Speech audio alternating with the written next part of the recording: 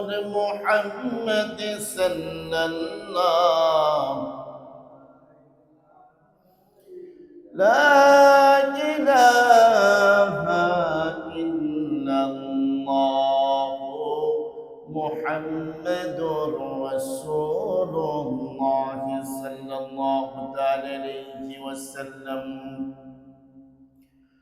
মুআজ্জাজ মুহতারাম, সম্মানিত মুসল্লিয়ানে কেরাম, মুরব্বিয়ানে আজম, পবিত্র জুমার নামাজ আদায় করার লক্ষ্যে মসজিদে আগত মুসল্লি ভাইয়েরা, যুবক ভাইয়েরা, ছাত্র ভাইয়েরা এবং পর্দার আড়ালের মা ও বোনেরা, সবাই আমার অন্তরস্থল থেকে সালাম গ্রহণ করুন। আসসালামু আলাইকুম ওয়া রাহমাতুল্লাহি তাআলা ওয়া বারাকাতুহু।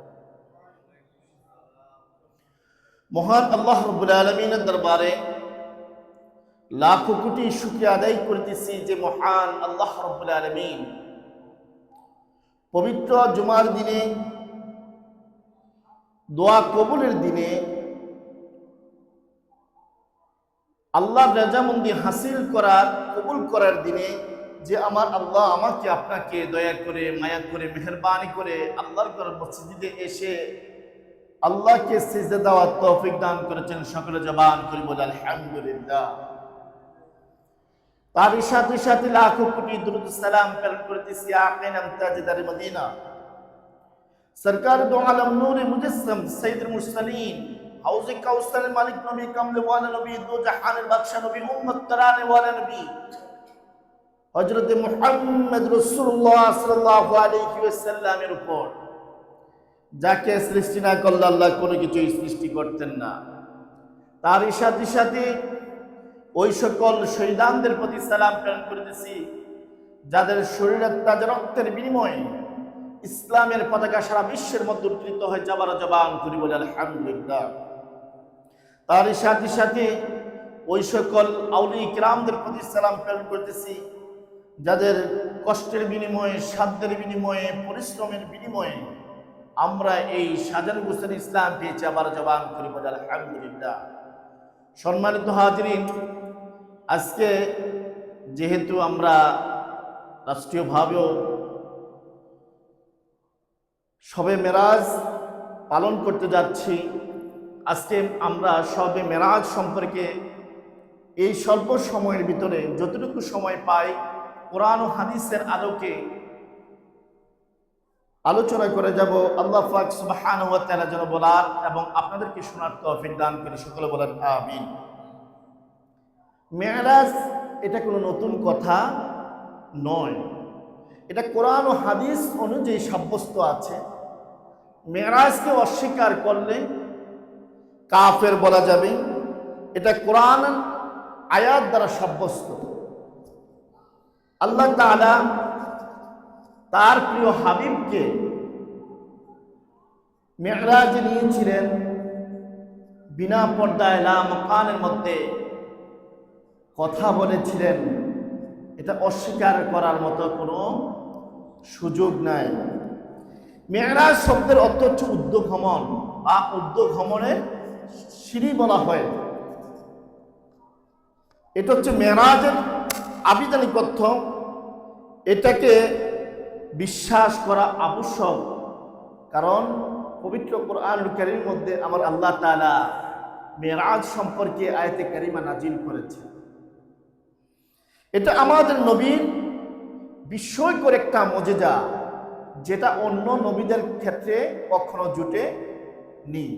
শুধুমাত্র আমাদের নবীকে আমার আল্লাহ ভালোবেসে তাকে মেরাজ নিয়েছিলেন এবং সেখানে জান্নাত, জাহান্নাম, আরশ আজিম, লৌহে কলম, আরশ কুরসি সমস্ত কিছু দেখালেন। দেখানোর পরে আবারও দুনিয়ার জমিনে পাঠিয়ে উচ্চ আওয়াজে বলুন সুবহানাল্লাহ। এটা মাত্র আমার নবীজির দ্বারা সম্ভব হয়েছে। নবীজিকে ভালোবেসে আমার আল্লাহ তাআলা এই গিফট দিয়েছেন। সেই মেরাজের মাধ্যমে আমরা নামাজ পেয়েছি, সালাত পেয়েছি, অনেক নাজ নিয়ামত পেয়েছি। এই জন্য এই দিনটাকে মুসলমান, সুন্নি মুসলমান ভাই যারা আছে, এই দিনটাকে ভুলে থাকতে পারে না। সকল ইবাদতের মধ্যে লিপ্ত হয়ে যায়, কারণ এই দিনটা হচ্ছে আমাদের জন্য একটা খুশনসিবের দিন, যেদিন আমার নবীজিকে আমার আল্লাহ মেরাজ করেছিলেন, যেদিন আমরা সেখান থেকে নামাজ পেয়েছি, সেখানে আবার যে দিনের মাধ্যমে আমরা রাসূল পাক সাল্লাল্লাহু আলাইহি ওয়াসাল্লামের নবুয়তের জবানের মাধ্যমে আমরা জাহান্নাম, জান্নাত, আরশ আজিম, লৌহ কলমের বর্ণনাগুলো পেয়েছি। এটা অন্যান্য নবীদের ক্ষেত্রে জুটেনি। মসজিদে হারাম থেকে আরশ আজিম পর্যন্ত আমার আল্লাহ আমার নবীকে অনেক সম্মান দিয়ে রহমতের ফেরেশতারা স্বাগতম জানিয়ে জিবরাইল আলাইহিস সালাতু ওয়াস সালামের মাধ্যমে আমার আল্লাহ তাআলা আমার নবীকে মেরাজ করেছিলেন, মেরাজ নিয়েছিলেন। এই যে আরশ আজিম, আমরা আরশ আজিমের খোদা বলি, আরশ আজিমের ডিসক্রাইব যদি আমরা করতে যাই, হয়তোবা জুমার আলোচনা এখানেই শেষ হয়ে যেতে পারে। কুরসির আলোচনা যদি আমরা এখানে করতে যাই, অথবা জুমার বয়ান আজকের মতো এখানে শেষ হতে পারে, কিন্তু এগুলো বর্ণনা করে শেষ করা যাবে না। এত আল্লাহর সৃষ্টি এত সুন্দর, এত মহিয়ান। আমার আল্লাহ যেমন মহান, আল্লাহর সৃষ্টিও তেমন মহান। উচ্চ আওয়াজে বলুন সুবহানাল্লাহ। আমি যদি আপনাদের মাঝে আরশের সম্পর্কে কিছু কথা বলতে যাই, তাহলে আপনারা বুঝতে পারবেন আল্লাহ রাব্বুল আলামিনের আরশ কত বড় এবং কত মহান, কত সুন্দর করে আমার আল্লাহ তাআলা সৃজন করেছেন। কেমন আমার আল্লাহ কেমন মহান, সেই আরশের বর্ণনা থেকে আমরা বুঝতে পারি। আল আরশ শব্দের অর্থ হচ্ছে আল মুলক, মানে রাজত্ব। আরশকে বলা হয় সারিরুল মালিক, যেমন রাজ সিংহাসন বলা হয়। এই আরশ পবিত্র কোরআনুল কারীমের মধ্যে আমার আল্লাহ তাআলা 25 বার উল্লেখ করে দিয়েছেন। কতবার? 25 বার আরশ সম্পর্কে আমার আল্লাহ তাআলা পবিত্র কোরআনুল কারীমে 25 বার উল্লেখ করেছেন। আরশের এত মর্যাদাবান যে আমার আল্লাহ তাআলা বলেছেন, কি বলেছেন? ফা ইন তাওয়াল্লাউ ফাকুল হাসবিয়াল্লাহু লা ইলাহা ইল্লাহু আলাইহি তাওয়াক্কালতু ওয়া হুয়া রাব্বুল আরশিল আযীম। উচ্চাওয়াজে বলুন সুবহানাল্লাহ। আরশ আজিমের রব বলেছেন। কেমন আরশ আজিম? সেই আরশ আজিম যে ফেরেশতারা বহন করে থাকতেন তাদেরকে বলা হয় হাম্মালাতুল আরশ। কি বলা হয়? হাম্মালাতুল আরশ বলা হয় আরশ বহনকারী ফেরেশতাদেরকে। এক এক ফেরেশতার বর্ণনা যদি আমরা করতে যাই, শুনেন। হাদিসে পাকের মধ্যে রাসূল পাক সাল্লাল্লাহু আলাইহি ওয়াসাল্লাম ইরশাদ করেছেন, আরশ বহনকারী এক ফেরেশতার সাথে আমার দেখা হয়েছে। কে বলেন? রাসূল পাক সাল্লাল্লাহু আলাইহি ওয়াসাল্লাম বলেন, আমি যখন মেরাজে গিয়েছিলাম তখন আরশ বহনকারী একজন ফেরেশতার সাথে আমার দেখা হয়েছে। তখন দেখলাম সেই ফেরেশতার কানের লতি থেকে ঘাড় পর্যন্ত একটা দ্রুতগামী ঘোড়া 70 বছর 700 বছর পর্যন্ত দ্রুত গতিতে দৌড়াইলে যেমনটা যতটুকু যেতে পারবে, একটা আরশের বহনকারী ফেরেশতার কানের লতি থেকে ঘাড় পর্যন্ত এতটুকু দূরত্ব। চাওয়াজে বলুন সুবহানাল্লাহ। চিন্তা করছেন? একটা ফেরেশতার সাথে আমার দেখা হলো। কোন ফেরেশতারা? যারা আরশ বহন করে, ওই ফেরেশতার সাথে আমার দেখা হলো। রাসূল পাক সাল্লাল্লাহু আলাইহি ওয়াসাল্লাম বলেন, আমার দেখা হওয়ার পরে দেখলাম তার কানের লতি থেকে ঘাড় পর্যন্ত কতটুকু দূরত্ব, যে একটা দ্রুতগামী ঘোড়া 700 বছর পর দৌড়ালে দ্রুত গতিতে যতটুকু যেতে পারবে ততটুকু দূরত্ব হচ্ছে কানের লতি থেকে ঘাড় পর্যন্ত। উচ্চ আওয়াজ বলুন সুবহানাল্লাহ। সেই ধরনের ফেরেশতারা আমার আল্লাহর আরশকে বহন করে থাকে। উচ্চ আওয়াজে বলুন সুবহানাল্লাহ। ইমাম জাফর সাদিক রাহমাতুল্লাহ আলাইহি বলেন, আল্লাহর আরশটা এত সুন্দর, এত রঙে রঙ্গিত আছে, প্রতিদিন 70,000 নূরের রং পরিবর্তন করে থাকে। উচ্চ আওয়াজে বলুন সুবহানাল্লাহ। আল্লাহর আরশটাকে আমার আল্লাহ তাআলা এত সুন্দর করে সৃষ্টি করেছেন, 70,000 রং প্রত্যেকটা দিন পরিবর্তন হতে থাকে। উচ্চ আওয়াজে বলুন সুবহানাল্লাহ। এই হচ্ছে আরশ। আরো যদি বর্ণনা দিতে যাই অনেক সময় দরকার, আমি সেদিকে যাচ্ছি না। কুরসির বর্ণনা আমি একটু দিতে চাচ্ছি। যে আরশ কুরসি বলি না, আরশ কুরসি, এই কুরসির বর্ণনা। কুরসি মানে আসন বা চেয়ার বলা হয়। এই কুরসির বর্ণনা দিতে গিয়ে আমার আল্লাহ তাআলা বলেন ওয়াসিয়া কুরসিয়ুহুস সামাওয়াতি ওয়াল আরদ ওয়ালা ইয়াউদুহু হিফযুহুমা ওয়া হুয়াল আলিয়্যুল আযীম।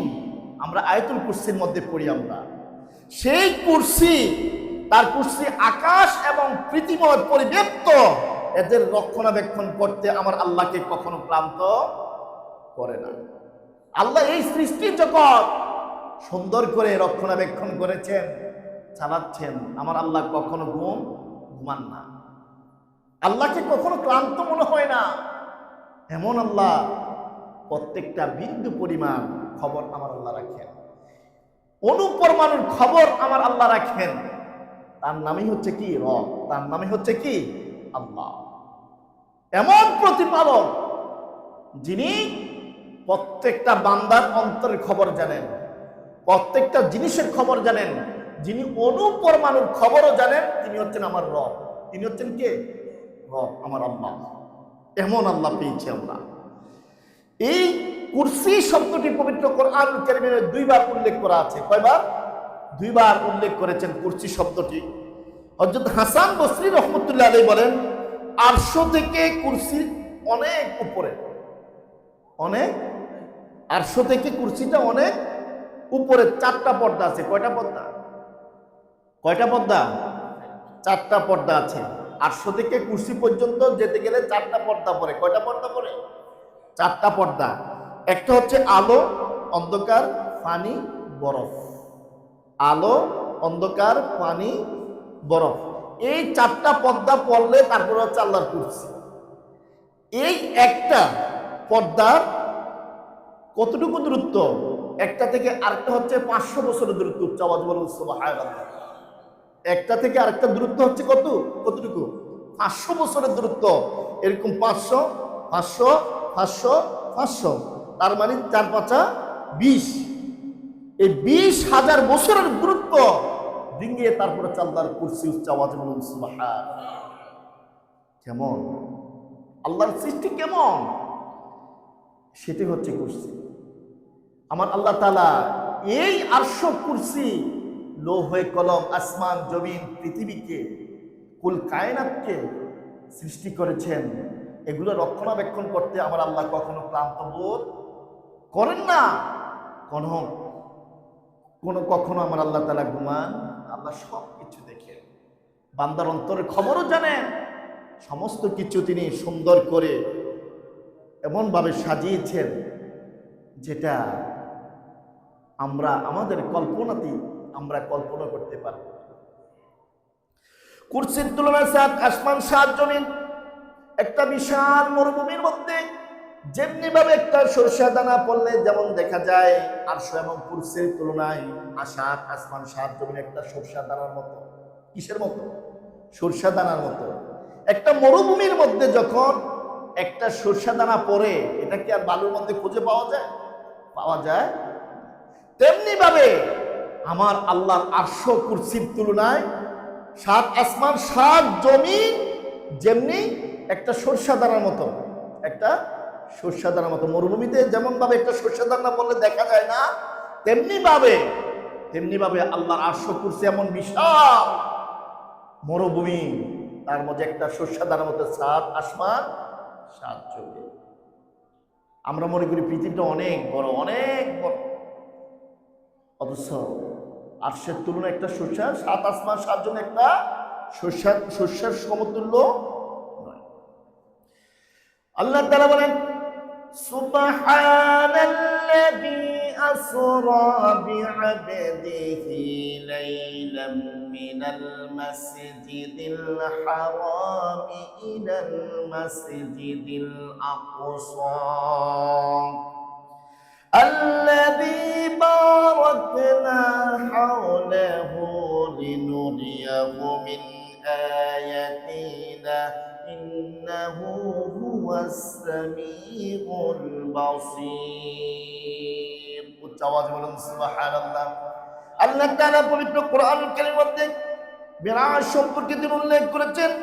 প্রথমে তিনি সুবহান দিয়ে শুরু করে দিয়েছেন। সুবহানের ডিসক্রাইব যদি আমরা করতে যাই অনেক সময়ের দরকার। তারপর সুবহান শব্দটি হচ্ছে কি আল্লাহর জন্য প্রযোজ্য। আল্লাহ তাআলা বলেন আল্লাহ সমস্ত অসম্ভবকে, আল্লাহ সমস্ত অসম্ভব থেকে পাক ও পবিত্র। আল্লাহর কাছে সবকিছুই সম্ভব। আল্লাহর কাছে কি সবকিছুই সম্ভব। দেখেন আমরা যদি সিম উঠাইতে যাই, বায়োমেট্রিক দিতে হয় কি হয় না?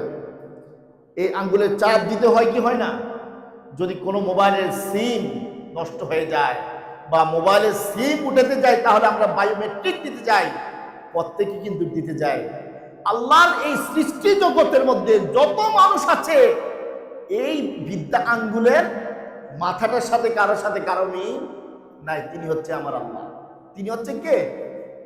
আমার আল্লাহ। অসম্ভব যত কিছু আছে সমস্ত কিছু আমার আল্লাহর জন্য সম্ভব। আল্লাহ যদি বলেন ফায়াকুন, কুন ফায়াকুন। যদি আল্লাহ বলেন কুন হয়ে যাও, ফায়াকুন হয়ে যায়। অসম্ভব বলতে আমার আল্লাহর কাছে কোনো কিছু নাই।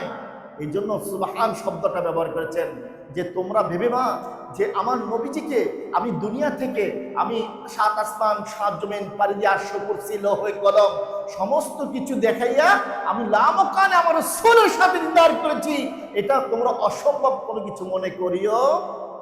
এই জন্য আমার আল্লাহ সুবহান শব্দটি ব্যবহার করেছেন। কারণ আমার আল্লাহ জানে এই ধরনের কিছু লোক পৃথিবীতেও থাকবে, থাকবে না? দানের সাথে যেমন সিরা থাকে, মানুষের মাঝেও কিছু বেজাল মানুষ থাকবে, এটা আমার আল্লাহ জানে। এই জন্য আমার আল্লাহ তাআলা সুবহান শব্দটি ব্যবহার করেছেন। তোমরা সন্দেহ প্রকাশ করিও না যে আমি আল্লাহ, আমার পক্ষে সবকিছুই সম্ভব, অসম্ভবকে আমি আল্লাহ সম্ভব করে দেই। সেটাকে অসম্ভব মনে করার কোনো সুযোগ নাই।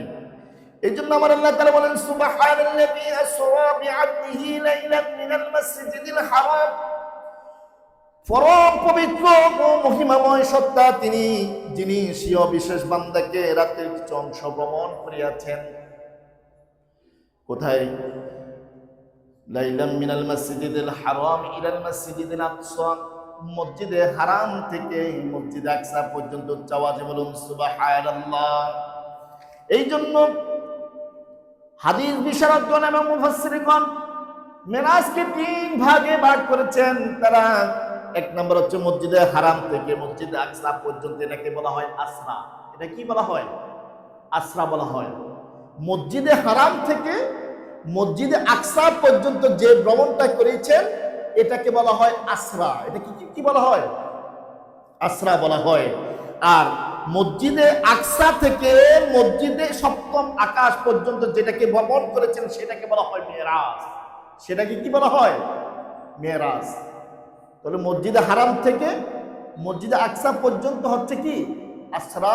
আর মসজিদে আকসা থেকে সপ্তম আকাশ পর্যন্ত সেটাকে বলা হয় মেরাজ। সেটাকে কি বলা হয়? মেরাজ। আর আসমান থেকে লামকান পর্যন্ত যেখানে কোনো স্থান নাই, আসমান থেকে লামকান পর্যন্ত যেটাকে বলা, যেটা করেছেন সেটাকে বলা হয় ইরাজ। সেটাকে বলা হয় কি? ইরাজ। এই জন্য মেরাজকে 3 ভাগে ভাগ করেছেন। এই ভ্রমণটাকে 3টা ভাগে ভাগ করেছেন। একটা হচ্ছে আসরা, একটা হচ্ছে আসরার, একটা হচ্ছে মেরাজ, আর একটা হচ্ছে ইরাজ। এই 3টা ভাগে ভাগ করেছেন। এখন আসে আল্লাহ তাআলা যখন তার প্রিয় হাবিবকে মেরাজ করার জন্য জিব্রাইলকে বললেন, জিব্রাইল, হে জিব্রাইল, তুমি বোরাক সহ 70,000 ফেরেশতা নিয়ে আমার নবীকে আমার কাছে নিয়ে আসুন। আওয়াজ বলুন সুবহান। এখন জিব্রাইল আমিন আলাইহিস সালাম জান্নাতের মধ্যে গেলেন বোরাক আনার জন্য। কি আনার জন্য? বোরাক আনার জন্য। সেখানে গিয়ে দেখলেন 70,000 বোরাক প্রস্তুত আমার নবীকে নেওয়ার জন্য। আমার নবীজি কয়জন? একজন। বোরাক লাগবে কয়টা? একটা। এবং কোনটাকে সিলেক্টেড করবে? তো জিব্রাইল তাকালেন 70,000 বোরাকের মধ্যে, দেখলো যে একটা বোরাক ফুসফুলিয়ে কান্না করতেছে, কান্না করতেছে। জিব্রাইল আমিন জিজ্ঞেস করলেন, তুমি কান্না কেন করো? আমি কান্না করি এটার জন্য যে আমার নবীজিকে যদি আমার পিঠের উপর উঠে দিতে পারতাম। আওয়াজে বলুন সুবহানাল্লাহ। জিবরাইল আমিন আলাইহিস সালাম ওই বুরাকটাকে সিলেক্টেড করলেন। সিলেক্টেড করে জান্নাতের 70,000 নূরের ফেরেশতাদেরকে নিয়ে মক্কার জমিনে খাতিমে কাবা অর্থাৎ হযরত আসওয়াদের পাশে তিনি রাসূলুল্লাহ সাল্লাল্লাহু আলাইহি সাল্লাম বিশ্রাম নিচ্ছিলেন, সেখানে আসলেন। আসার পরে জিবরাইল আমিন আলাইহিস সালাম আল্লাহকে ডাক দিয়ে বলেন, প্রভু ও আমার মুনিব, আপনার হাবিব তো ঘুমাচ্ছেন, আরাম ফরমাচ্ছেন, আমি কিভাবে তাকে নেব? আমার আল্লাহ তাআলা জিবরাইলকে ডাকে বলে, হে জিবরাইল, আমার নবীকে তুমি ডাকিও না, জোরে আওয়াজ করিও না, আমার নবীর বিশ্রামে ডিস্টার্ব হবে, সুতরাং তুমি ডিস্টার্ব করবে না। কয় কি করব? কয় তোমার জিহ্বাটা আমার রাসূলুল্লাহ সাল্লাল্লাহু আলাইহি সাল্লামের পা মুবারকের তারের মধ্যে লাগিয়ে দাও। আওয়াজে বলুন সুবহানাল্লাহ। কেমন সম্মান! আমার নবীকে তুমি ডাক দিও না, আবার ঘুম থেকে উঠাইও না, বিশ্রাম থেকে ডিস্টার্ব করিও না। তুমি যদি আমার নবীজি সেখানে বিশ্রাম নিচ্ছেন, আরাম ফরমাচ্ছেন, সেখানে তোমার জিহ্বাটাকে আমার নবীজির পায়ের তালু মোবারকের মধ্যে লাগিয়ে দেব। আওয়াজে বলুন সুবহানাল্লাহ। যখন পায়ের তালুর মধ্যে লাগালেন, আসসালাতু ওয়াসসালামু আলাইকা ইয়া রাসূলুল্লাহ, আমার আল্লাহ আপনাকে সালাম দিয়েছেন। নবী কি সালাম নিলেন, নেওয়ার পরে জিবরাইল কয়, ইয়া রাসূলুল্লাহ, 70,000 নূরের ফেরেশতারা আপনাকে জান্নাতের গালিচা বিছিয়েছেন, আপনাকে আমার আল্লাহ বলেছেন মেরাজ নিয়ে যাওয়ার জন্য। আওয়াজ বলুন সুবহানাল্লাহ। তখন মিনিস্টার, প্রধানমন্ত্রী এবং নেতা, বড় বড় বিশ্ব নেতা যারা আসে, তাদেরকে অভিনন্দন অভ্যর্থনা জানানোর জন্য আমরা কি লাল গালিচা বিছিয়ে দিই, তেমনি ভাবে আমার আল্লাহ আমার নবীজির জন্য জান্নাতের গালিচা বিছিয়ে দিলেন। আর দুই দিকে জান্নাতের ফেরেশতারা, নূরের ফেরেশতারা আমার নবীজিকে তাকবীর দিয়ে দিয়ে বাইতুল মুকাদ্দাসে নিয়ে যাচ্ছেন। আওয়াজ বলুন সুবহানাল্লাহ। আর যেই বুরাকটা সিলেক্টেড করেছেন, এটা ছিল কচ্ছরের চেয়েও ছোট, গাধার চেয়ে একটু বড়, এবং তার গতি কেমন? তো তার গতি হচ্ছে বিদ্যুতের চেয়েও বেশি। আওয়াজ বলুন সুবহানাল্লাহ।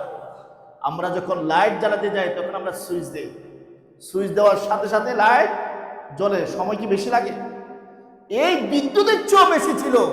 আবার কোন কোন মুফাসসির কিরামগণ বলেন যে বুরাকের গতি ছিল আমাদের চোখের পলক যত তাকালে যেমন ভাবে স্পিডে যত দূরে যায়, তার চেয়ে বেশি গতি ছিল। আওয়াজে বলুন সুবহানাল্লাহ। অনেক মুফাসসির কিরাম বলেছেন এই বুরাক দুইটা কদমে মক্কা শরীফ থেকে মসজিদে হারাম থেকে মসজিদে আকসা বাইতুল মুকাদ্দাসে গিয়েছেন। আওয়াজে বলুন সুবহানাল্লাহ। যাওয়ার সময় মুসা আলাইহিস সালামের মাজার দেখা হয়, রওজা মোবারক দেখলেন মুসা আলাইহিস সালাম নামাজ আদায় করতেছেন। আওয়াজে বলুন সুবহানাল্লাহ। গেলেন বাইতুল মুকাদ্দাসে। বাইতুল মুকাদ্দাসে যাওয়ার পরে প্রত্যেক নবী পয়গম্বর আমার রাসূলের জন্য অপেক্ষা করে রাসূলের ইমামতিতে নামাজ আদায় করার জন্য। আওয়াজ বলুন সুবহানাল্লাহ। তো মুসা আলাইহিস সালাম ছিল রওজায়, আবার দেখলেন কোথায়? বাইতুল মুকাদ্দাসে। এরকম আছে কথা বলেন, দেখলেন মাত্র রওজার মধ্যে নামাজ পড়ে। এর জন্য আল্লাহর নবী যারা, আল্লাহর ওলি যারা, আল্লাহর রাসূল যারা, যারা আল্লাহর প্রিয় বান্দা, নবী রাসূল যারা, তারা কবরের মধ্যে, তাদের মাজারের মধ্যে, তাদের রওজার মধ্যে তারা খায়, তারা নামাজ পড়ে, তারা হজ, তারা সেখানে রোজাও রাখে। আওয়াজে বলুন সুবহানাল্লাহ। তারা আল্লাহর ইবাদতের মধ্যে, নিজ রওজা মুবারকের মধ্যে তারা আল্লাহর ইবাদতের মধ্যে ব্যস্ত থাকে। এর জন্য বড় পীর আব্দুল কাদের জিলানী রাদিয়াল্লাহু তাআলা আনহুকে একবার মাহে রমজানে এক বক্তা এসে দাওয়াত দিল, হুজুর আমার বাসা আপনার দাওয়াত, আমার সাথে ইফতার করবেন।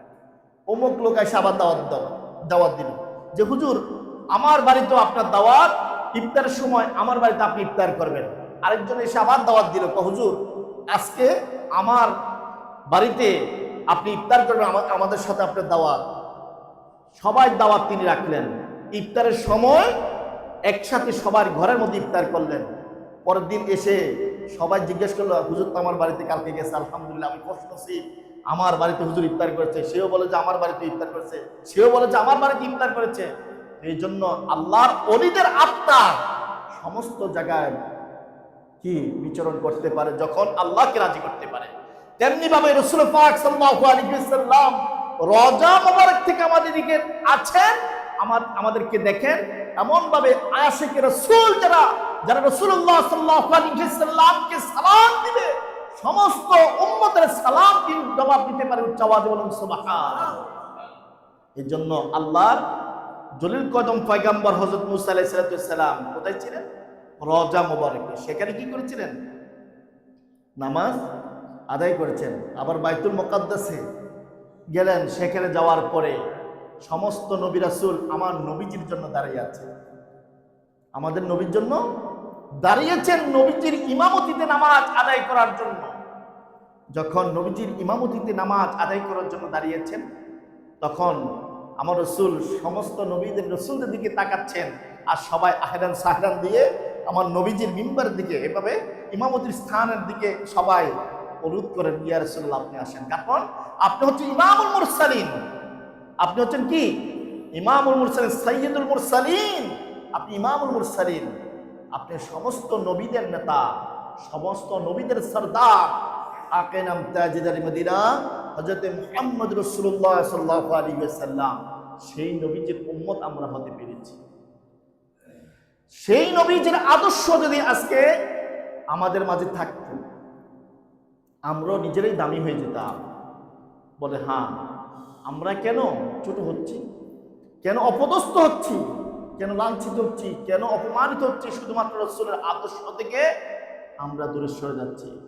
কারণ আমরা যে রাসূলের উম্মত, সে রাসূল হচ্ছে সমস্ত নবীদের সরদার, সমস্ত নবীদের নেতা। সেই নবীর উম্মত হতে পেরেছি আমরা। আর যে কোরআন কারীম আমার আল্লাহ আমাদেরকে দান করেছেন, সমস্ত কিতাব থেকে ওই কিতাব হচ্ছে শ্রেষ্ঠ কিতাব। সেই শ্রেষ্ঠ কিতাব আমরা পেয়েছি। সব কিছু শ্রেষ্ঠ পাওয়ার পরও আমরা ঘরে বসে জিমাচ্ছি, রাসূলের আদর্শ ছেড়ে দিয়েছি, নামাজ রোজা ইবাদত বন্দেগী সবকিছু ছেড়ে দিয়েছি। সমস্ত কিছু ছেড়ে দেওয়ার কারণে আমরা নিজেদের পায়ে নিজে কুড়াল মারতেছি, নিজেরা নিজেদের ধ্বংসের দিকে চলে যাচ্ছি। নয়তো যে নবীজি মেরাজে গিয়েছিলেন, উম্মতের জন্য চিন্তা করেছেন যে আল্লাহ আমার উম্মতদেরকে কি দিবেন, সেখানে গিয়ে কিন্তু উম্মতকে বলে নাই। এমন নবী পেয়েছি যে নবী দুনিয়ার জমিনে শুভাগমন করার পরেই আমার আল্লাহকে সিজদা দিয়েছেন। উচ্চ আওয়াজে বলেন সুবহানাল্লাহ। আবার সিজদা দিয়ে বলেন রব্বি হাবলি উম্মতি, রব্বি হাবলি উম্মতি। কিয়ামতের ময়দানে যখন অনুষ্ঠিত হবে, সেখানেও আমার আল্লাহকে আমার নবীজি সর্বপ্রথম সিজদা দিয়ে বলবে রব্বি হাবলি উম্মতি, রব্বি হাবলি। সেই নবীর উম্মত হইয়া আর আমরা নবীকে কিভাবে দেখি? কেউ বলে আমাদের মতো মানুষ, কেউ বলে আমার বড় ভাইয়ের মতো মানুষ, আবার কেউ বলে মাটির সাথে পচেন, একবারে মাটির সাথে মিশে গেছে। আবার কেউ বলে যে রাসূলুর রওজা মুবারকে যাওয়ার দরকার নাই, হজটা করে চলে আসলে হয়ে যাবে। আবার কেউ বলে আমি এখান থেকে বলি রাসূল আমার কাছে আসেন, আমি কি জন্য যাবো? যে নাউযুবিল্লাহি মিন যালিক। অথচ তোমার পজিশন, তোমার মর্তবা, তোমার মর্যাদা তুমি নিজেই ডিক্লাইনের দিকে নিয়ে যাচ্ছ, ডেস্ট্রয় করে দিয়ে যাচ্ছ, ধ্বংস করে দিচ্ছ।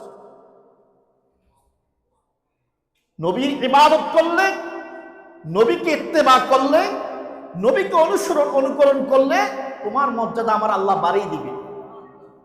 আর নবীর মর্যাদা তোমাকে বাড়াইতে হবে না, নবীর মর্যাদা তো আমার আল্লাহই বাড়াই দিয়েছে। আল্লাহ তো বলেছেন রাফা'না লাকা যিকরাক, আমি আমার নবীর মর্যাদাকে সুউচ্চ করে দিয়েছি। আর আল্লাহর সুউচ্চ মানে কেমন সুউচ্চ সেটা আমি আর আপনি পরিমাপ করতে পারবো? এত মর্যাদা আমার নবীকে আমার আল্লাহ তাআলা দিয়েছে। আমি আর আপনি নবীর মর্যাদা কি বাড়াবো? আমার নিজের মর্যাদাই তো নিজে বাড়াইতে পারি না। নিজের পজিশন স্টেপ বাই স্টেপ, নিজের সিঁড়িগুলো, আমাদের জন্য সম্মানের যে সিঁড়িগুলো আছে সেগুলো তো আমরা অর্জন করতে পারি না। আমরা কিভাবে নবীর মর্যাদা বাড়াবো? নবীর ইবাদত করলে, আল্লাহর ইবাদত করলে আমার আল্লাহ আমাদের মর্যাদাকে বাড়িয়ে দেবে।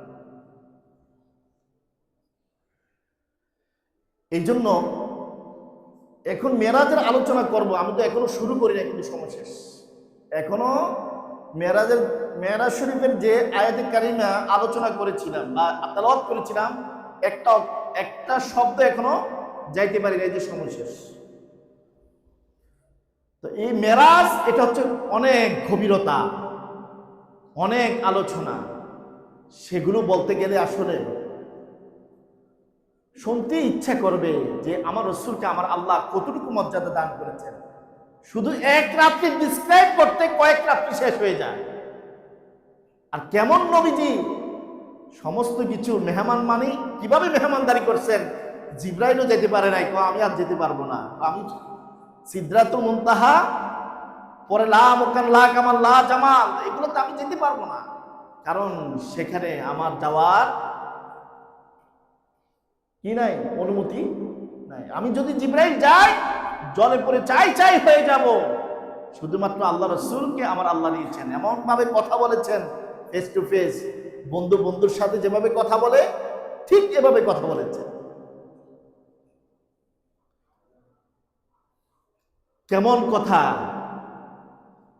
90,000 কথা।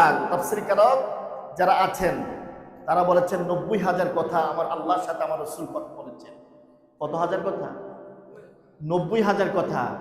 90,000 কথার মধ্যে আমার আল্লাহ তাআলা তার নবীকে বলেছেন, নবী গো, আপনি 30,000 কথা মানুষকে জানাই দিবেন।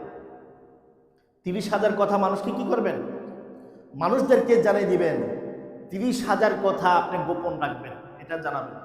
এটা আমি আর আপনি জানি, এটা আমি আর আপনি জানি, অন্য কেউ আর জানবে না।